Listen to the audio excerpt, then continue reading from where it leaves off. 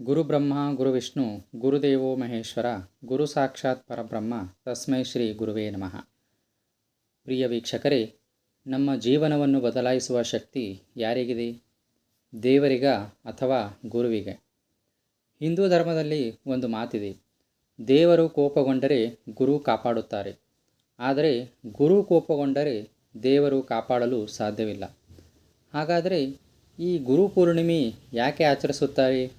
ಈ ದಿನವನ್ನು ವ್ಯಾಸ ಪೂರ್ಣಿಮೆ ಎಂದು ಯಾಕೆ ಕರೆಯುತ್ತಾರೆ?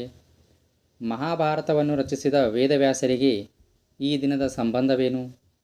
ಈ ದಿನ ಮಾಡಿದ ಒಂದು ಸಣ್ಣ ಪೂಜೆಯು 1000 ಪಟ್ಟು ಫಲ ಕೊಡುತ್ತದೆ ಎಂದು ಯಾಕೆ ಹೇಳುತ್ತಾರೆ?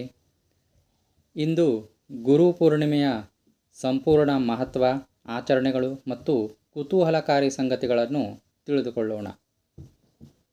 ಗುರು ಎಂದರೆ ಯಾರು? ಗು ಎಂದರೆ ಅಜ್ಞಾನ ಅಥವಾ ಕತ್ತಲೆ. ರು ಎಂದರೆ ಬೆಳಕು ಅಥವಾ ಜ್ಞಾನ. ಅಜ್ಞಾನವನ್ನು ದೂರ ಮಾಡಿ ಜ್ಞಾನದ ಬೆಳಕನ್ನು ನೀಡುವವರೇ ಗುರು. ತಾಯಿ ನಮಗೆ ಜನ್ಮ ಕೊಡುತ್ತಾರೆ, ತಂದೆ ಜೀವನದ ದಾರಿ ತೋರಿಸುತ್ತಾರೆ, ಆದರೆ ಗುರು ನಮ್ಮ ಜೀವನದ ಅರ್ಥವನ್ನು ತಿಳಿಸುತ್ತಾರೆ. ಆದ್ದರಿಂದ ಭಾರತೀಯ ಸಂಸ್ಕೃತಿಯಲ್ಲಿ ಗುರುವನ್ನು ದೇವರಿಗಿಂತಲೂ ಉನ್ನತ ಸ್ಥಾನದಲ್ಲಿ ಕಾಣಲಾಗುತ್ತದೆ. ಗುರು ಪೂರ್ಣಿಮೆ ಯಾವಾಗ? ಪ್ರತಿ ವರ್ಷ ಆಷಾಢ ಮಾಸದ ಪೂರ್ಣಿಮೆಯಂದು ಗುರು ಪೂರ್ಣಿಮೆ ಆಚರಿಸಲಾಗುತ್ತದೆ.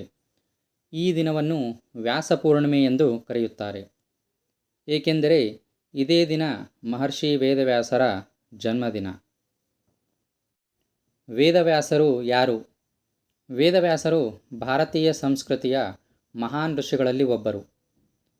ಅವರ ಪ್ರಮುಖ ಕೊಡುಗೆಗಳು: 4 ವೇದಗಳನ್ನು ವಿಭಾಗ ಮಾಡಿದರು, 18 ಪುರಾಣಗಳನ್ನು ರಚಿಸಿದರು, ಮಹಾಭಾರತವನ್ನು ಲೋಕಕ್ಕೆ ನೀಡಿದರು, ಶ್ರೀಮದ್ ಭಾಗವತ ಮಹಾಪುರಾಣದ ಮೂಲಕ ಭಕ್ತಿಯ ಮಾರ್ಗವನ್ನು ಪ್ರಸಾರ ಮಾಡಿದರು.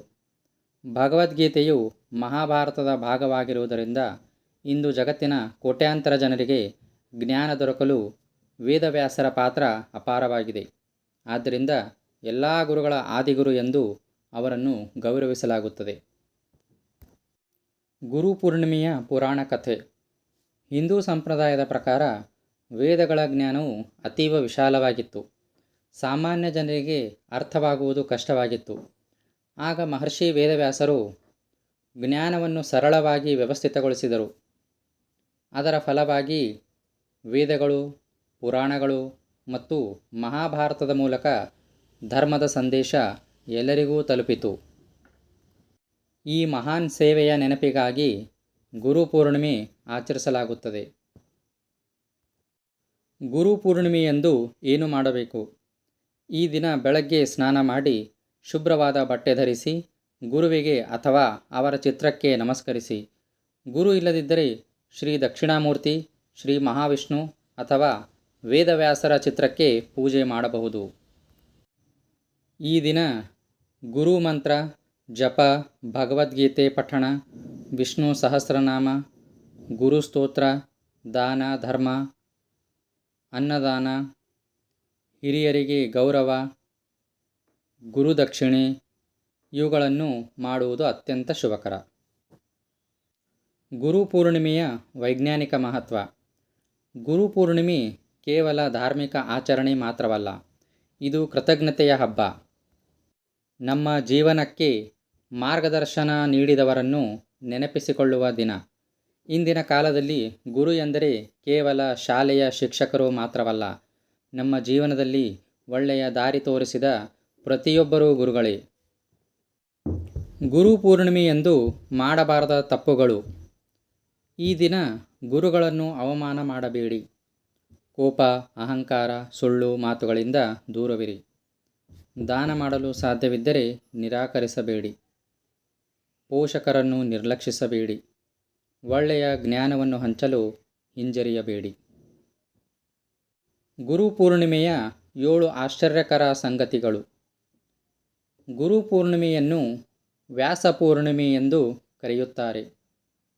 ವೇದವ್ಯಾಸರನ್ನು ಆದಿಗುರು ಎಂದು ಗೌರವಿಸಲಾಗುತ್ತದೆ. ಬೌದ್ಧ ಧರ್ಮದಲ್ಲಿಯೂ ಈ ದಿನ ವಿಶೇಷವಾಗಿದೆ.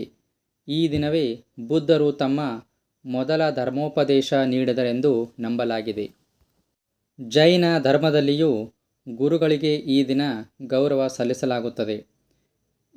ಈ ದಿನ ಮಾಡಿದ ಜಪ ಮತ್ತು ಧ್ಯಾನಕ್ಕೆ ವಿಶೇಷ ಮಹತ್ವವಿದೆ. ಗುರುಗಳ ಆಶೀರ್ವಾದ ಜೀವನದ ದಿಕ್ಕನ್ನೇ ಬದಲಾಯಿಸಬಹುದು ಎಂದು ಶಾಸ್ತ್ರಗಳು ಹೇಳುತ್ತವೆ. ಜ್ಞಾನವನ್ನು ಗೌರವಿಸುವುದು ಭಾರತೀಯ ಸಂಸ್ಕೃತಿಯ ಶ್ರೇಷ್ಠ ಮೌಲ್ಯಗಳಲ್ಲಿ ಒಂದಾಗಿದೆ.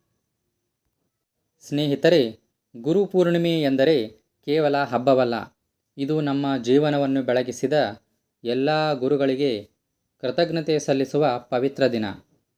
ಈ ಗುರುಪೂರ್ಣಿಮೆಯಂದು ನಿಮ್ಮ ಗುರು, ಶಿಕ್ಷಕರು, ಪೋಷಕರು ಮತ್ತು ಜೀವನದಲ್ಲಿ ದಾರಿ ತೋರಿದ ಪ್ರತಿಯೊಬ್ಬರಿಗೂ ಹೃದಯಪೂರ್ವಕವಾಗಿ ನಮಸ್ಕಾರ ಮಾಡಿ ಜೀವನದಲ್ಲಿ ಮುನ್ನುಗ್ಗಿ ಎಂದು ಹೇಳುತ್ತಾ ಈ ಸಂಚಿಕೆಯನ್ನು ಇಲ್ಲಿಗೆ ಮುಕ್ತಾಯಗೊಳಿಸುತ್ತಿದ್ದೇನೆ.